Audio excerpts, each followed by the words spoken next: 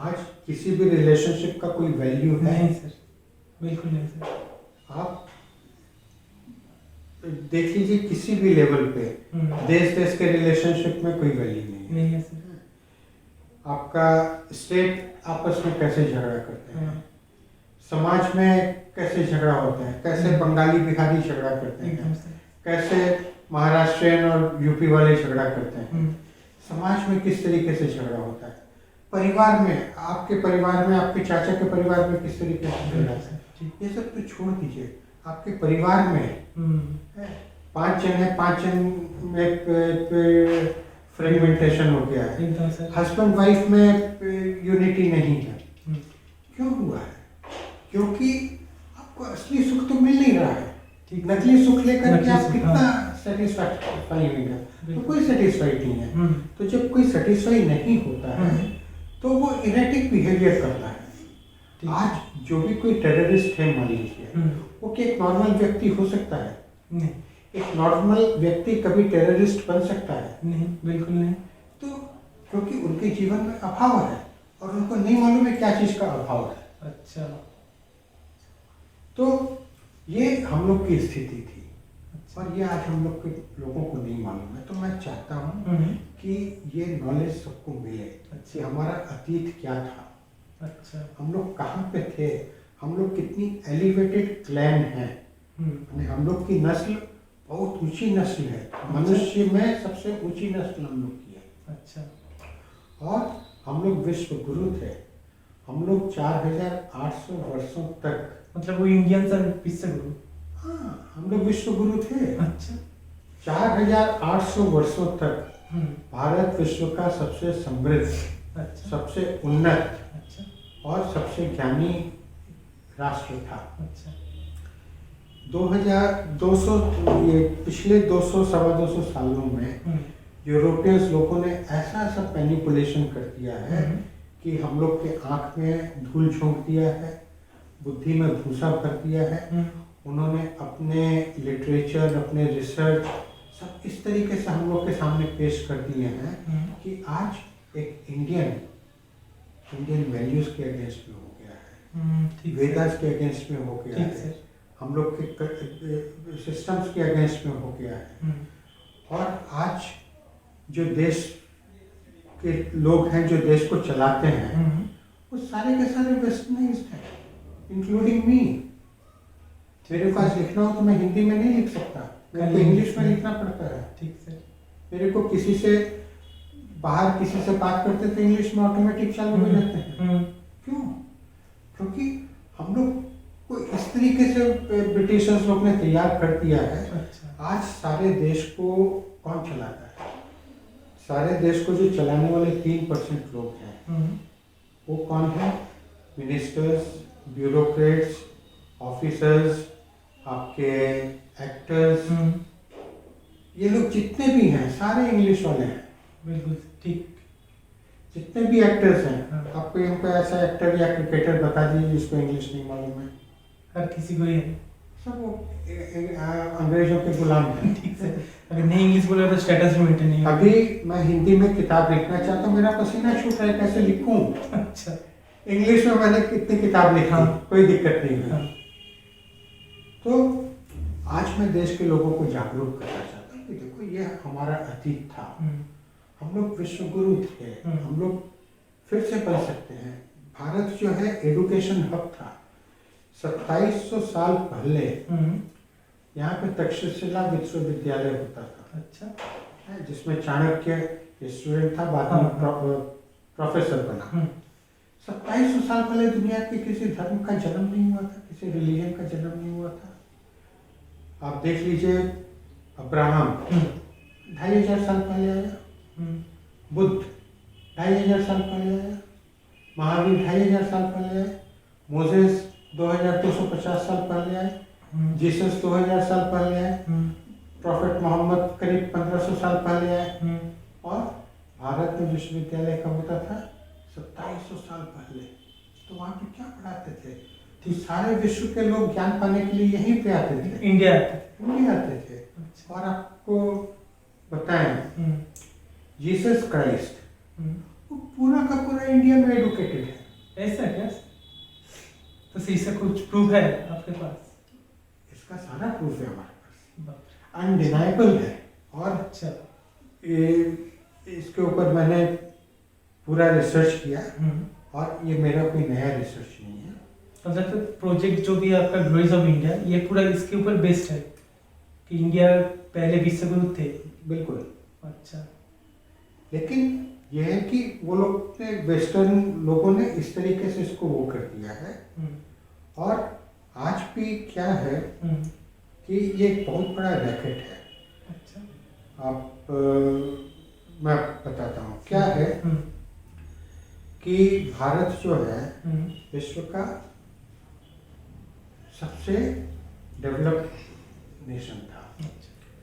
फिर यहाँ से लोग बाग आस्ते आस्ते दूसरी जगह गए, और उसके बाद वो लोग जो है भारत को नीचे दिखाने की कोशिश करते हैं। अच्छा। और इसी तरीके से वो लोग ने बहुत कुछ किया। और अभी लेटेस्ट मैं आपको बताता हूँ, ग्लोरीज ऑफ इंडिया के अलावा आज भी क्या हाल है। अच्छा।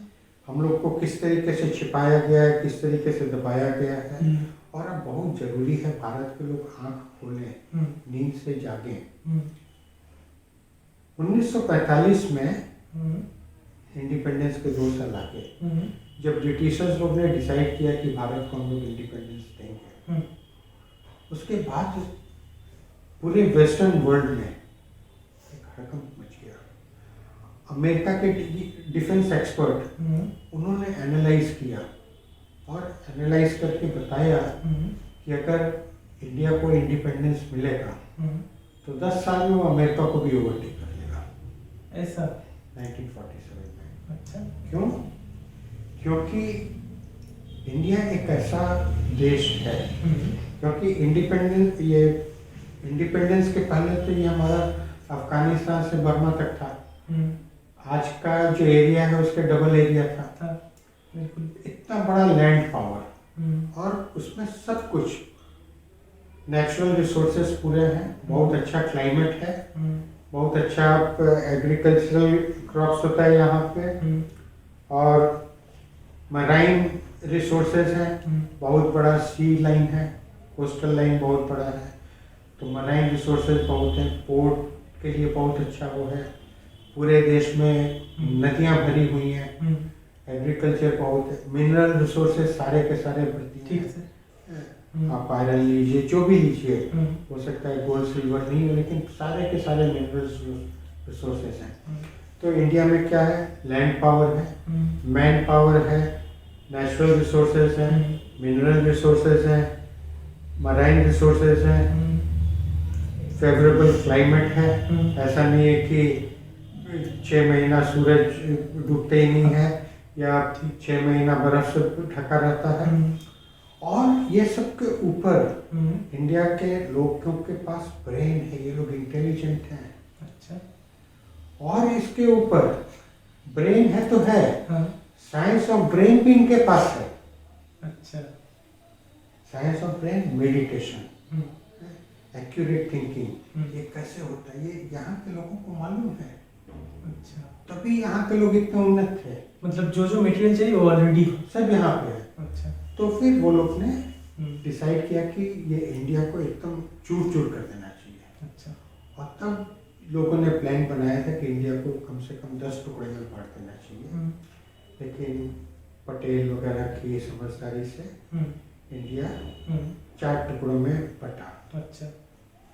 4 बोलने से, जैसे इंडिया के संग हैंगिंग में हो गया था कश्मीर, पाकिस्तान के संग हैंगिंग में हो गया था बांग्लादेश। 2 था, लेकिन 2 भी जो है फ्रेगमेंटेड था। और उन्होंने सब इस तरह के साधन कर दिए कि ये लोग जो हैं, इंडिया वाले हमेशा लड़ते मरते रहे हैं। और वो लोग जो है हमेशा सब समय आग में घी देते रहे। अच्छा। अमेरिका ने शुरू से वो किया, ब्रिटेन ने शुरू से वो किया, सारे यूरोपियन देशों ने हमेशा इंडिया की ग्लोरी को छुपाने की चेष्टा की, और इंडियन लोगों को एकदम नीचा से नीचा दिखाने की कोशिश की। अच्छा। हम तो इतना ट्रैवल किए हैं, तो वहाँ पे लोगों, इंडियंस के लिए कोई रिस्पेक्ट नहीं उनको। ओह, और ये आर्टिफिशियल है, हम्म, ये ऐसा क्रिएट किया गया है। अच्छा, नहीं तो हम लोग उनसे बहुत एडवांस्ड है। वो लोग जिस चीज में एडवांस्ड हैं उस चीज में कोई वैल्यू नहीं है, उसमें कोई दम नहीं है, उसमें कोई इंट्रिंसिक वैल्यू नहीं है। हम लोग का दम था। हम लोग के सब चीज में दम है। हम्म, हम लोग का योगा, हम्म, अब वो लोग जो है जिम सेंटर। जिम, हम्म, तो ये जिम और योगा, अच्छा, योगा इज फार बेटर। ओह, योगा अपना slow steady permanent life time काम आता है। हम्म, जिम में देखिए, जिम में आदमी जाते हैं, हम्म, फायदा होता है, फिर बैक फिर टू से हो नॉर्मल, जाता है। फिर हाँ, से। हम्म, ठीक है। तो हम लोग के यहाँ सारा का सारा चीज़ बहुत साइंटिफिक है, बहुत एडवांस्ड है, बहुत स्टेबल है और बहुत सोच समझ करके बनाया गया है। अच्छा, अब देखिए, हम लोग के यहाँ प्रकृति, हम्म, हम लोग किस तरीके से प्रकृति का पूजा करते हैं। हम लोग धरती माँ बोलते हैं, बोलते हैं, गंगा मैया बोलते हैं, बिल्कुल सही। गौ माता बोलते हैं, हम्म, हम लोग चंदा मामा बोलते हैं, ठीक से, सूरज को रोज पूजा करते हाँ, हैं। ठीक, क्यों? हम लोग क्या बेवकूफ है? नहीं, कुछ हम तो लोग रीजन को है। मालूम है कि प्रकृति हमारे लिए कितनी जरूरी है। माँ सॉन्ग, प्रकृति से हमको, जिस दिन से हम पैदा होते हैं प्रकृति हमको देती है, लेकिन वेस्टर्न वालों को ये सब चीज का कोई वो नहीं है। ठीक, वो बोलते हैं प्रकृति, इसमें हमको क्या करना है। हाँ, मतलब सर हम लोग फिर से एक बार वर्ल्ड का नंबर 1 बन सकते हैं ना? बिल्कुल नहीं बन सकते हैं। और इसी के ऊपर आपका प्रोजेक्ट ग्लोरीज ऑफ इंडिया है। हाँ। तो सर आप बोलिए, अगर आपके पास इतना नॉलेज है, इतना फील्ड आप घूमे हैं, तो आप ये आपका जो नॉलेज आप शेयर क्यों नहीं करते हैं हम लोगों के साथ, मतलब जनरल पीपल के साथ? किस तरह का नॉलेज? हम तो शेयर कर रहे हैं ना, ग्लोरीज ऑफ इंडिया का कर रहे हैं। मान लीजिए हम बोलते हैं कि कोई पूछता है कि सर आप इसके ऊपर थोड़ा हमको बोलिए कि हम लोग आगे कैसे बढ़े, लाइफ में सक्सेस कैसे करें, तो इसके ऊपर। अच्छा, वो बहुत अच्छा पॉइंट है, क्योंकि उस पर तो मैंने बहुत स्टडी किया है। उसको बोलते हैं पर्सनल अचीवमेंट टेक्नोलॉजी। अच्छा, मतलब सर इसका भी नॉलेज आपके पास है? हाँ, बाप रे। असल में इसी नॉलेज की वजह से तो आज मैं यहाँ पे हूँ। अच्छा, क्या है कि एक टेक्नोलॉजी, जिस तरीके से एक मूर्ति होती है, बड़ी सुंदर लगती है, ठीक से, लेकिन मूर्ति ऐसी नहीं बनती है, उसको खोदना तराश करके जो है उसको बनाना पड़ता है। ठीक से, तो इस तरीके से एक इंसान को तैयार होना पड़ता है। अच्छा, तो उसमें बहुत सारे फैक्टर दरकार होते हैं और उसको पर्सनल अचीवमेंट टेक्नोलॉजी बोलते हैं। अच्छा, तो इसको मैंने स्टडी किया था करीब आज से समझिए 35 साल पहले। इतना साल पहले से? और उसके बाद जो है हमारी लाइफ में एक क्वांटम जंप हुआ। अच्छा, हम एकदम साधारण इंसान थे और उसके बाद जो है हम बहुत सक्सेस किए, हम नौकरी में बहुत सक्सीड किए, बिजनेस में बहुत सक्सीड किए, ग्रीन के उसमें आए उसमें बहुत सक्सीड किए, स्पिरिचुअलिज्म के फील्ड में बहुत सक्सीड किए, हिस्टोरिकल रिसर्च के फील्ड में बहुत सक्सेस किए। तो ये सब्जेक्ट बहुत अच्छा है। तो हम ठीक है, हम एक काम कर सकते हैं कि इसके ऊपर हम सीरियसली करें, अगर सब कोई इंटरेस्टेड हो एकदम, तो मैं रोज आधा घंटा क्लास कराऊंगा। बहुत बढ़िया चीज़ है, बहुत बढ़िया। मतलब फ्री कोर्स होगा आपके? एकदम फ्री। अब क्या करना है, मेरे को क्या कमाना है? समाज ने मेरे को इतना दिया है, देश ने मेरे को इतना दिया है, अब तो मेरा समय है देने का ना। बिल्कुल सर, बिल्कुल सर। मान लीजिए जैसे यूट्यूब पर और कोई दूसरा मोटिवेशन स्पीकर आता है, उसका कोर्स खरीदने के लिए हमको पे करना पड़ता है, ऐसा कुछ नहीं लगा? नहीं, पूरा फ्री में सर? पूरा फ्री में। अच्छा। और मैं उन लोगों को हेल्प करना चाहता हूँ जो मेरे स्टेज पे हैं आज। मैं 20 साल की उम्र में किस स्टेज पे था, 25 साल की उम्र में किस स्टेज में था, अच्छा, 30 साल की उम्र में जब मेरी शादी हो गई थी, मेरे बच्चे हो गए थे, तब मैं किस स्टेज में था, किस तरीके से डिफिकल्टी फेस कर रहा था। फिर मैंने अपना बिजनेस स्टार्ट किया तो किस तरह के चैलेंजेस थे, फैमिलीज के क्या क्या चैलेंजेस थे। मतलब से एक रियल स्टोरी है आपकी लाइफ में। तो मैं ऐसा भी कर सकता हूँ कि मैं, देखिए जो दूसरे स्पीकर्स होते हैं वो लोग क्या, वो लोग स्पीकर्स होते हैं, स्पीकर होते हैं, ठीक ठीक से। They are public speakers. They are called public speakers. अच्छा, Plus they are salesmen. They are super salesmen. O And they are super dramatists. बिल्कुल से जो ड्रामा करते हैं वो लोग बड़ा बड़ा स्टेज बनाते हैं। हाँ, वो सिनेमा के स्टेज से भी बड़ा बड़ा स्टेज एकदम बनता से, है। हाँ, और उस पे जो है टॉप क्लास के एक्टर की तरह से जो है माइक लेकर के इधर से हाँ। उधर बोलने जब का करते स्टाइल हैं, डांस करते हैं, ठीक से, हाइप लेकर के बोलते हैं, ठीक। हैं, लोगों से तालियां बजवाते हैं, हम्म। नचवाते हैं उनको, हैं, ठीक है, सब कुछ करवाते हैं। ठीक। तो देखिए उसमें ड्रामा ज़्यादा है और असली चीज़ कम है। ठीक, मैं जो लोगों को दूंगा वो असली चीज़ दूंगा। अच्छा, I will give people solid gold, अच्छा, ऐसे ऐसे टिप्स, और वो टिप्स हर एरिया में होंगे। आपके personal, family, education, business, service, spiritualism, grinning, gardening, history, जो भी मेरा एरिया है। मतलब आम आदमी के जिंदगी में जो भी फील्ड होता है वो आप उसके ऊपर ही बोलेंगे ना? क्योंकि भगवान ने मेरे को ऐसा व्यक्ति बनाया है कि जिसको जिंदगी की हर गली में घुमाया है। बिल्कुल से, कोई भी एक ऐसा एरिया नहीं है जो आपने टच नहीं किया है। जो भगवान ने मेरे से टच नहीं तो करवाया। फिर हमारे व्यूअर्स के लिए ये ज़्यादा अच्छा होगा कि आपका फिर वो समझ पाए, आपका नॉलेज उसके साथ शेयर कर पाए। तो हम लोग भी सर बहुत आपके थैंकफुल रहेंगे आपके पास। हाँ। तो सर आज जो आपने बोला है कि आपका जो प्रैक्टिकल लाइफ का नॉलेज है वो आप हमारे व्यूअर्स के साथ शेयर करेंगे, तो सर इसको आगे कैसे बढ़ाएंगे आप? थोड़ा व्यूअर्स को भी बताइए। इसमें मेरे दिमाग में जो आ रहा है, मैं रोज आधा घंटे का एक वीडियो बनाऊंगा बहुत और बढ़िया। या लाइव आऊँगा। ठीक, तो उसमें जो है हर एक पॉइंट को लूँगा और उसको अपनी लाइफ स्टोरी के संग उसको मिक्स करूँगा। ठीक है, क्योंकि दूसरे लोगों को क्या होता है, औरों का एग्जाम्पल देना पड़ता है। ठीक। मेरे केस में मेरे को किसी का एग्जाम्पल नहीं देना, आप तो खुद ही एग्जाम्पल। मैं एग्जाम्पल हूँ। तो इस तरीके से बहुत इजी तरीके से हाँ। लोगों को ये समझ में आए। और इसके ऊपर इसको मैं फेसबुक में दूंगा, यूट्यूब में दूंगा और व्हाट्सएप में इसको लोगों को मैसेज करूंगा।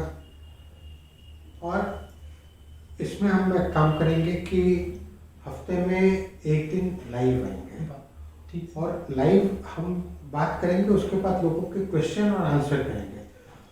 लोगों को हमसे क्या पूछना है वो हम डायरेक्ट पूछ सकते हैं। डायरेक्ट पूछेंगे ठीक है, और मैं अपना स्पीच नहीं, उनके जो क्वेश्चन रहेंगे उसके उसका ऊपर ही आंसर वो टॉपिक के ऊपर हम नेक्स्ट वीडियो बनाएंगे। नेक्स्ट वीडियो बने। और किसी को कोई क्लैरिफिकेशन चाहिए अच्छा, तो वो भी हम देंगे। बहुत बढ़िया सर। तो इस तरीके से चालू करें। तो व्यूअर्स, आप ये दिनेश जी का जो लाइफ का एक्सपीरियंस है इसका फायदा आप लेते रहिए। तो हम मिलेंगे नेक्स्ट एपिसोड में, तब तक के लिए शुक्रिया, बाय।